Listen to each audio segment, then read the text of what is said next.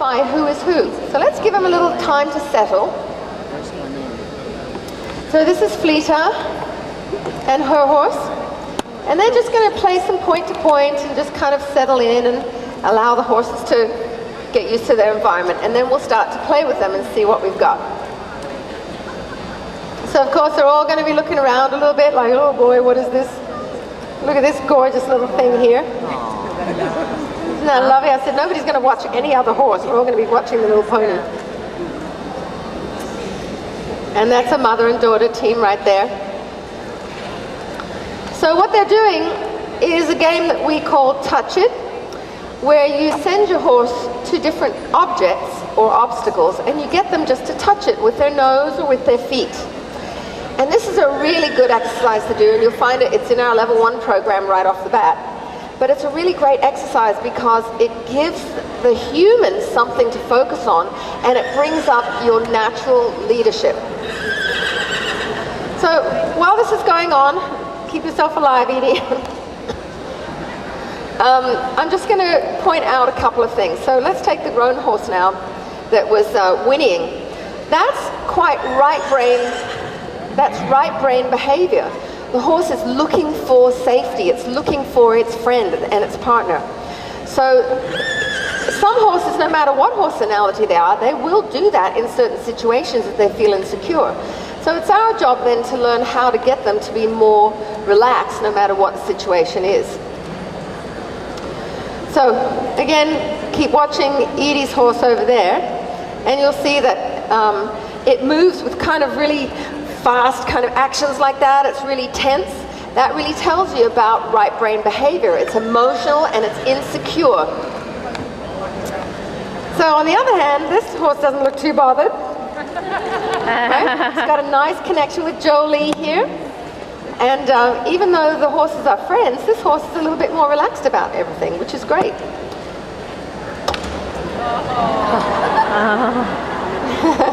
That's awesome. You just play, Jolie, okay? So then Fleeta's horse over here, you can see that he's a little more curious, but he's also a bit tense.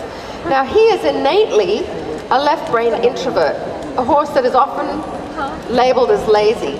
So it doesn't mean now that he is not a left brain introvert anymore. He is, but he's just feeling a bit insecure in this kind of situation. So it's important, though, even that you know what your horse's horsenality is you don't get stuck by that and go, oh, well, I'll just treat him the same the whole time. Sometimes things change. Like, I'm a fairly confident person, but if I get insecure, then my personality feels a little bit affected, but my core personality is still the same. Okay, we'll just allow him to settle down a little bit more. Brian, can we move some of these things out of the way? So I want to be able to play circling games. So maybe if the barrels could go over next to the fence.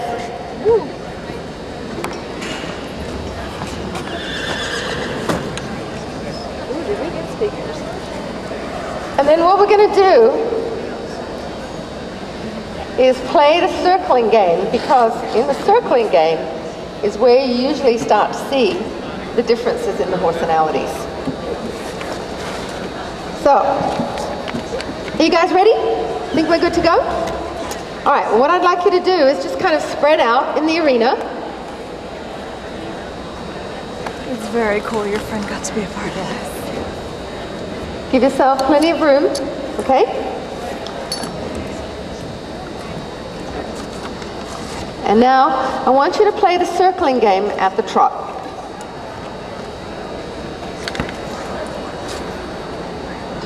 And let's see what we've got. Well, we knew this one would move its feet pretty easy. That one's moving its feet quite easily. That one's not. This one is, but it's kind of all over her. And this one is like, running out of gas pretty quick. Okay, so let's watch it. So immediately, can you see that these horses are more extroverted? But these horses are more introverted. This is supposed to be a trot, right? So let's try again. See if you can get your horse to trot. Now let's look at the difference between the two introverts here. So this horse is a little bit different from that one.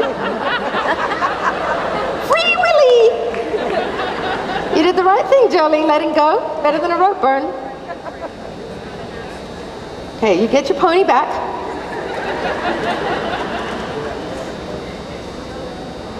So adorable.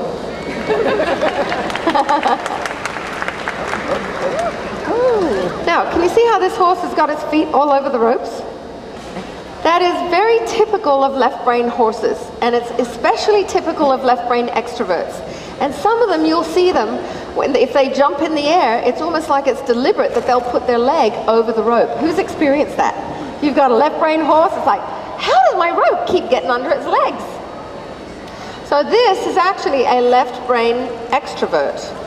Jolie's horse is a right-brain extrovert, but what she's done, her mom has really helped her and got this little right-brain extrovert to be quite calm. She's doing really great.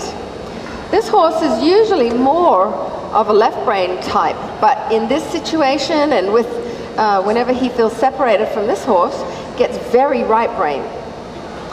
This is a left-brain introvert. You can see he looks pretty calm about the whole thing, right? And I want you to notice the trot. I've come up with a name for this because I see it so much when they trot like this. I call it the chain gang trot. Just in chains, right? Now let's have a look at this one here. Melissa, send her off again. Oh, her name is Rydell, yes. But send her off in a circle again and let's just watch it. I want you to see the difference in expression on this little black mare here compared to the paint. Because here is left brain, but here is right brain. She's more kind of conscious of what's going on, and she's got a tightness about her. I don't know if you can see it from up there. But these right brain introvert horsenalities are probably the most misread, the most misunderstood of all of the horsenalities. Because people think they're lazy and unresponsive, but in fact there's a lot of tension there. And if you start pushing on that horse and pushing on it, then one day that horse explodes. So know that that's an emotional insecurity that makes the horse not want to go forward. Whereas this is a left brain, I don't want to go forward. You know, and why should I? I see no point in continuing on this circle because I just end up at the same place. So we're going to look at how we motivate each of these horses and bring out the best in them, okay? So come on everybody, well done. Let's just hang out here against the fence. And we're going to bring out one horse at a time and have a look at how we would change things, okay? Ryan, could I have a 22-foot line? Ryan is 22. So Edie, let's start with the right brain horse, okay? And let me talk to you about how we would get this horse off adrenaline. Can I play with it? I think it'll be easier because it's hard to hear in here. So I'm going to put a little bit of a longer rope on him. And I want you to notice that I give him a lot of drift. I give him a lot of drift. So instead of just shutting him down and grabbing, thank you very much, and grabbing the rope, see how I allow that to drift? Because the more that you grab onto them and say no, the worse they get. So giving a little bit of drift is really important. And most horses like that anyway because they don't like hard or rough hands. So this is a way to have softer hands and to relate more to the horse rather than just make him do what you want. So I'm going on to a longer rope here because I need to give this horse some room to move. And now when a horse is on adrenaline, you can't pretty much go quit it, stop it, because the more you try and quit a horse, the more adrenaline he gets on. So let's see how to help this horse. First of all, he's trying to get over near his little friend there. Can you see that? So he's going to want to stay towards that direction because that's where his friend is, right? So instead of getting mad with the horse, like if they keep wanting to go to the gate or something like that, we're going to use a little bit of psychology and cause the horse to think about, I don't want to be in that spot. So every time he turns and goes over there, I'm just going to tag the ground.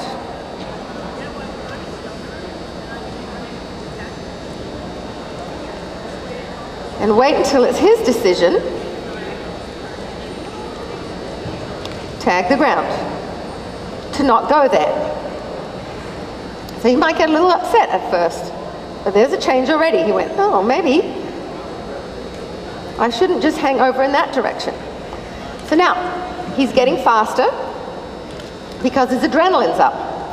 So now, instead of trying to stop him and say, whoa, easy boy, what I have to realize is that there's only one way for horses to get rid of adrenaline as prey animals, and that's to run it off. So when they spook at something and they take off, they run until they reach what is called their flight line, and at that point, their adrenaline comes down and they turn around and reassess the situation.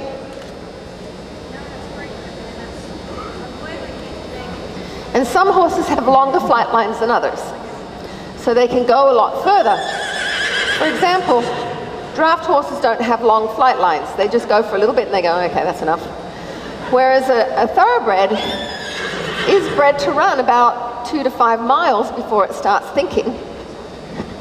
And an Arabian is bred to run about 50 to 100 miles before it starts thinking. Right? And quarter horses are somewhere in between, depending on how much thoroughbred they've got in them and whatnot. So let's have a look at what to do here. Because if you just ignore the horse, you're not providing any kind of leadership. So I'm going to help him and I'm going to go, I understand your problem. I understand that you're feeling upset and insecure, but I need you to be more calm and connected. More calm and connected, because he's totally disconnected from me. He doesn't know me either. So watch what I'm going to do. I'm going to use a technique we call you better run. So I'm going to speed him up for one whole lap. One whole lap.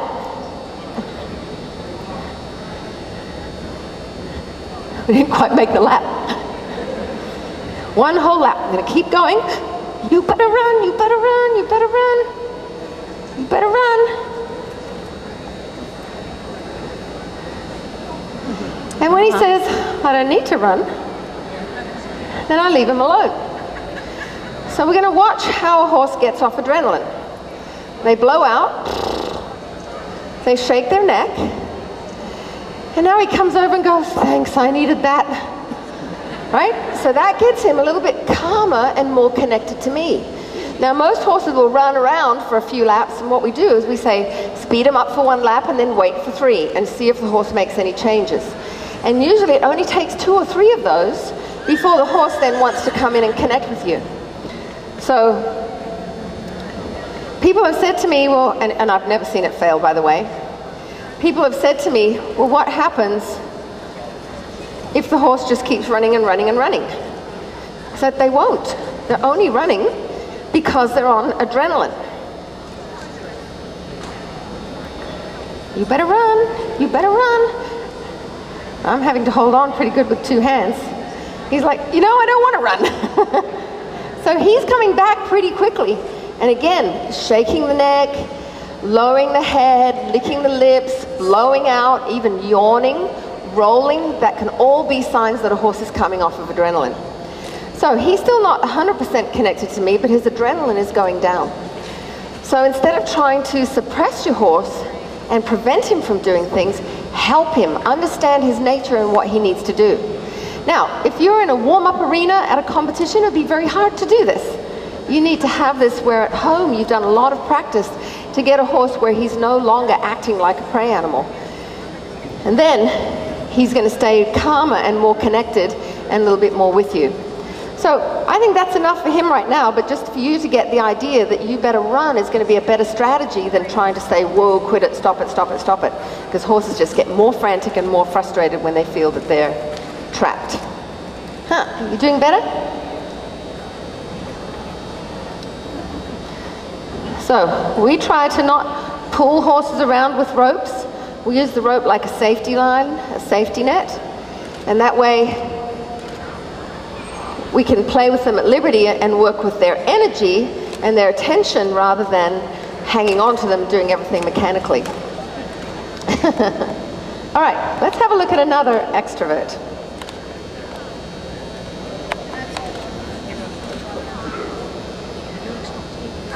Jolie, I think you're just fine.